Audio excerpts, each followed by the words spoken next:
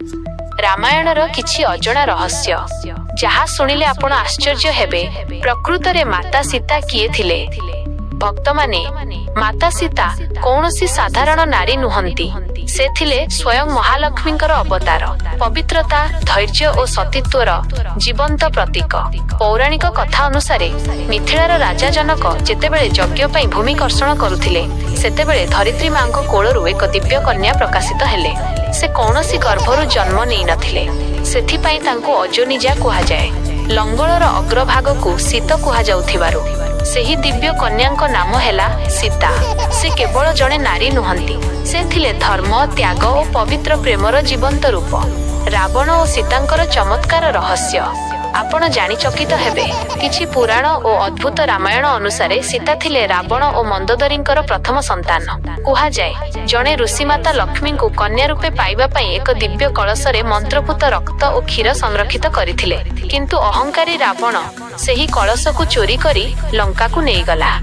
ପରେ ରାବଣର ଅତ୍ୟାଚାରରେ ଦୁଃଖିତ ମନ୍ଦୋଦରୀ ସେହି କଳସର ତରଳକୁ ବିଷ ଭାବି ପିଇଦେଲେ। କିନ୍ତୁ ସେହି ଦିବ୍ୟ ଶକ୍ତିରୁ ସେ ଗର୍ଭବତୀ ହୋଇ ପଡ଼ିଲେ। ଲୋକଲଜ୍ଜାର ଭୟରେ ସେ ନବଜାତ କନ୍ୟାକୁ ଏକ ମଞ୍ଜୁଷାରେ ରଖି ମିଥିଳା ଭୂମିରେ ପୋତିଦେଲେ ଏବଂ ପରେ ସେହି କନ୍ୟାଙ୍କୁ ରାଜା ଜନକ ପାଇଥିଲେ। କିନ୍ତୁ ଭକ୍ତମାନେ, ଏହା କେବଳ କିଛି ଗ୍ରନ୍ଥର କଥା। ମୁଖ୍ୟ ରାମାୟଣରେ ମାତା ସୀତାଙ୍କୁ ଧରିତ୍ରୀ କନ୍ୟା ବୋଲି ମାନାଯାଏ। ପ୍ରଭୁ ରାମ ମାୟା ହରିଣ ପଛରେ କାହିଁକି ଦୌଡ଼ିଲେ? ସର୍ବଜ୍ଞ ପ୍ରଭୁ ରାମ ସବୁ ଜାଣୁଥିଲେ, ତେବେ ସେ ମାରିଚର ମାୟା ହରିଣ ପଛରେ କାହିଁକି ଗଲେ? କାରଣ ସେହି ଥିଲା ଏକ ଦେବୀୟ ଲୀଳା। ପ୍ରଥମତଃ, ପ୍ରଭୁ ରାମ ସଂସାରକୁ ଶିଖାଇବାକୁ ଚାହୁଁଥିଲେ ଯେ ଜଣେ ଆଦର୍ଶ ସ୍ୱାମୀ ନିଜ ପତ୍ନୀଙ୍କ ଇଚ୍ଛାକୁ କେତେ ସମ୍ମାନ କରନ୍ତି। ଦ୍ୱିତୀୟତଃ, ରାବଣ ବଧର ଆରମ୍ଭ ଏଠାରୁ ହେବାକୁ ଥିଲା। ଯଦି ସୀତା ହରଣ ହୋଇନଥାନ୍ତା, ତେବେ ରାବଣର ଅନ୍ତ ମଧ୍ୟ ହୋଇନଥାନ୍ତା। ଖାସ୍ ରହସ୍ୟ, ମାୟା ସୀତା ଅଧ୍ୟାତ୍ମ ରାମାୟଣ ଅନୁସାରେ ରାବଣ ଯାହାଙ୍କୁ ହରଣ କରିଥିଲା, ସେ ପ୍ରକୃତ ସୀତା ନୁହନ୍ତି, ସେ ଥିଲେ ଏକ ମାୟା ସୀତା। ଅସଲି ସୀତାଙ୍କୁ ପ୍ରଭୁ ରାମ ପୂର୍ବରୁ ଅଗ୍ନିଦେବଙ୍କ ପାଖରେ ସୁରକ୍ଷିତ ରଖିଥିଲେ। ଯୁଦ୍ଧ ପରେ ଅଗ୍ନି ପରୀକ୍ଷା ସମୟରେ ସେ ପୁନର୍ବାର ପ୍ରକାଶିତ ହେଲେ। ଲକ୍ଷ୍ମଣ 14 ବର୍ଷ ଧରି ଶୋଇନଥିଲେ। ଭାଇ ପ୍ରତି ଏମିତି ପ୍ରେମ ଇତିହାସରେ ଦୁର୍ଲଭ। ବନବାସ ସମୟରେ ଲକ୍ଷ୍ମଣ ପ୍ରତିଜ୍ଞା କରିଥିଲେ, ଯେପର୍ଯ୍ୟନ୍ତ ଭାଇ ଓ ଭାଉଜ ଜଙ୍ଗଲରେ ଅଛନ୍ତି, ମୁଁ ଶୋଇବି ନାହିଁ। ସେ ନିଦ୍ରା ଦେବୀଙ୍କୁ ପ୍ରାର୍ଥନା କରି 14 ବର୍ଷ ପାଇଁ ନିଦ୍ରା ତ୍ୟାଗ କଲେ। କିନ୍ତୁ ପ୍ରକୃତିର ନିୟମ ଅନୁସାରେ ତାଙ୍କ ଭାଗର ନିଦ୍ରା କାହାକୁ ନ କାହାକୁ ନେବାକୁ ଥିଲା। ତେବେ ତାଙ୍କ ପତ୍ନୀ ଉର୍ମିଳା ସେହି ତ୍ୟାଗକୁ ସ୍ୱୀକାର କଲେ। ସେ 14 ବର୍ଷ ଧରି ନିଦ୍ରାରେ ରହିଲେ, ଯାହାଦ୍ୱାରା ଲକ୍ଷ୍ମଣ ଜାଗିପାରିଲେ। ତେଣୁ କୁହାଯାଏ, ରାମାୟଣର ସବୁଠୁ ନୀରବ ତ୍ୟାଗ ଥିଲା ଉର୍ମିଳାଙ୍କର। ସୁନାର ଲଙ୍କା ପ୍ରକୃତରେ ରାବଣର ନଥିଲା। ଭକ୍ତମାନେ, ସୁନାର ଲଙ୍କା ରାବଣ ତିଆରି କରିନଥିଲା। ଏହି ଦିବ୍ୟ ନଗରୀକୁ ସ୍ୱୟଂ ଦେବଶିଳ୍ପୀ ବିଶ୍ୱକର୍ମା ଭଗବାନ ଶିବ ଓ ମାତା ପାର୍ବତୀଙ୍କ ପାଇଁ ନିର୍ମାଣ କରିଥିଲେ। ଗୃହ ପ୍ରବେଶ ପୂଜା ପାଇଁ ରାବଣଙ୍କୁ ଜଣେ ବିଦ୍ୱାନ ବ୍ରାହ୍ମଣ ଭାବେ ଡକାଯାଇଥିଲା। ପୂଜା ଶେଷରେ ରାବଣ ଦକ୍ଷିଣା ସ୍ୱରୂପ ସେହି ସୁନାର ଲଙ୍କାକୁ ମାଗିଲା। ଭୋଳାନାଥଙ୍କ ହୃଦୟ ତ ଦୟାର ସାଗର, ସେ ମଧ୍ୟ ହସି ହସି ଲଙ୍କାକୁ ଦାନ କରିଦେଲେ। ହନୁମାନ ସାରା ଶରୀରରେ ସିନ୍ଦୁର କାହିଁକି ଲଗାଇଥିଲେ? ଦିନେ ହନୁମାନଜୀ ଦେଖିଲେ ଯେ ମାତା ସୀତା ନିଜ ମାଥାରେ ସିନ୍ଦୁର ଲଗାଉଛନ୍ତି।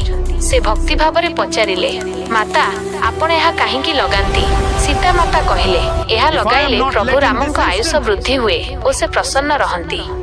ଏହା ଶୁଣି ହନୁମାନ ଭାବିଲେ, ଯଦି ଅଳ୍ପ ସିନ୍ଦୁରରେ ପ୍ରଭୁ ଏତେ ପ୍ରସନ୍ନ ହୁଅନ୍ତି, ତେବେ ମୁଁ ସାରା ଶରୀରରେ ସିନ୍ଦୁର ଲଗାଇଦେବି। ଏବଂ ସେ ନିଜ ସାରା ଦେହରେ ସିନ୍ଦୁର ବୋଳି ହୋଇ ରାମଙ୍କ ସଭାକୁ ଆସିଗଲେ। ତାଙ୍କର ସେହି ନିଷ୍କପଟ ଭକ୍ତି ଦେଖି ପ୍ରଭୁ ରାମ ଭାବବିହ୍ୱଳ ହୋଇଗଲେ। ଶ୍ରୀରାମ ନିଜ ପ୍ରିୟ ଭାଇ ଲକ୍ଷ୍ମଣଙ୍କୁ କାହିଁକି ତ୍ୟାଗ କରିଥିଲେ? ଏହା ରାମାୟଣର ସବୁଠୁ ଭାବୁକ ଘଟଣାମାନଙ୍କ ମଧ୍ୟରୁ ଗୋଟିଏ। ଦିନେ କାଳଦେବ ରାମଙ୍କ ସହ ଗୁପ୍ତ ଆଲୋଚନା କରିବାକୁ ଆସିଲେ। ସତ ଥିଲା, ଆଲୋଚନା ସମୟରେ କେହି ଭିତରକୁ ଆସିଲେ ତାଙ୍କୁ ମୃତ୍ୟୁଦଣ୍ଡ ଦିଆଯିବ। ଲକ୍ଷ୍ମଣ ଦ୍ୱାରପାଳ ଭାବେ ପାହାରା ଦେଉଥିଲେ। ଠିକ୍ ସେତେବେଳେ କ୍ରୋଧୀ ଦୁର୍ବାସା ଋଷି ଆସି ପହଞ୍ଚିଲେ। ସେ ଧମକ ଦେଲେ, ମୋତେ ତୁରନ୍ତ ରାମଙ୍କ ସହ ଦେଖା କରା, ନହେଲେ ସାରା ଅଯୋଧ୍ୟାକୁ ଭସ୍ମ କରିଦେବି। ଲକ୍ଷ୍ମଣ ଚିନ୍ତା କଲେ, ମୋର ଜୀବନ ଯାଉ, କିନ୍ତୁ ଅଯୋଧ୍ୟା ବଞ୍ଚିଯାଉ, ଏବଂ ସେଇ ଭିତରକୁ ପ୍ରବେଶ କଲେ। ପ୍ରଭୁ ରାମ ଧର୍ମ ସଙ୍କଟରେ ପଡ଼ିଗଲେ। ରାଜଧର୍ମ ପାଳନ ପାଇଁ ସେ